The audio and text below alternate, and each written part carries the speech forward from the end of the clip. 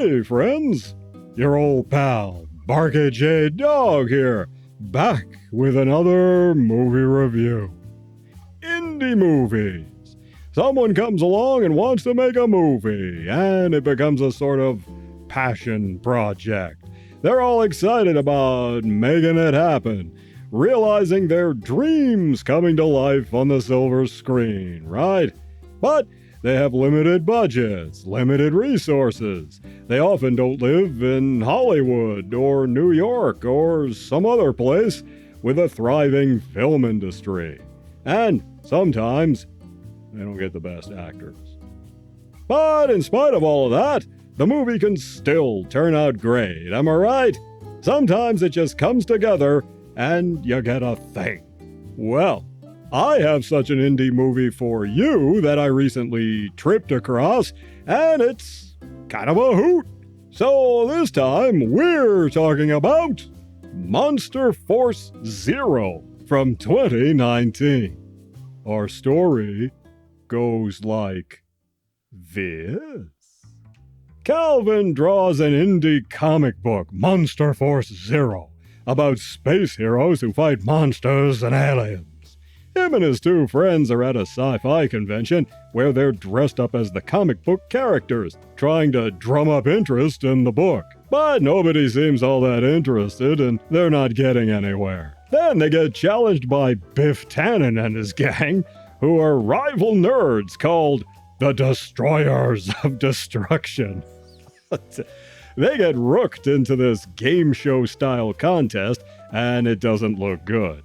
The only one on their side is this janitor at the hotel where the convention is being held, and a guy in a Mugatu costume who joins the team for the contest. And get this, it turns out that this isn't just a fun game at a convention. No, this is a contest being run by aliens.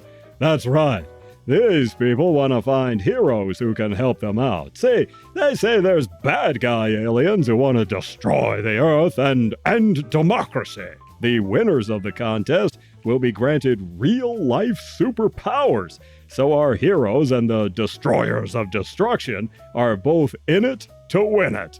But our heroes have troubles of their own. Calvin can't get anywhere with his comic and is starting to feel like a loser instead of a leader. This girl is channeling Harley Quinn, calling herself Harquinn, and she's bored and doesn't believe in the comic anymore. And this other girl lacks confidence, and you can tell this girl is troubled because she's excited to see a furry. She's probably more excited by the idea of furries than the reality of them, but I digress. This furry is one of the aliens. You've got this grumpy Gus here, and this lady who runs their group, Amorama. The janitor is a human who was just recruited to assist them. So our heroes have to fight the destroyers in the arena, and all of them want these superpowers. Eventually, they wind up fighting space dinosaurs and Bigfoot. Will Monster Force Zero save the Earth? Will the Destroyers of Destruction destroy destruction? And holy cow, it's a laser-equipped dinosaur! And an AMC Pacer! In our cast, most of these people you either wouldn't know or they've not done much since working on this picture, but we do have a few name brands. Pat Tanaka plays the janitor guy. He was a wrestling star back in the day. And we also have Garrett Wang. That's right, Ensign Kim from Star Trek Voyager. I always liked Harry Kim. You'd think with all the crewmen that got killed off on that show, they'd be able to promote him to lieutenant, but they never did. He basically cameos here, and in spite of that, he gets top billing on the DVD cover.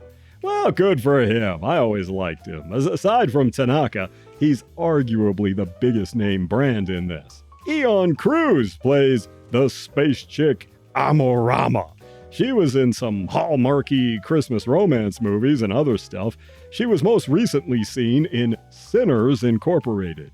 So, where does Monster Force Zero fall down? It's really two stories spliced together. The first is the game show style battle with Biff Tannen and the Destroyers of Destruction, and they fight aliens and dinosaurs in the other half. So it's a little disjointed, but that wasn't really a deal breaker. I still had fun watching it all. The Mugatu guy was funny, even though he didn't have any lines. I liked him.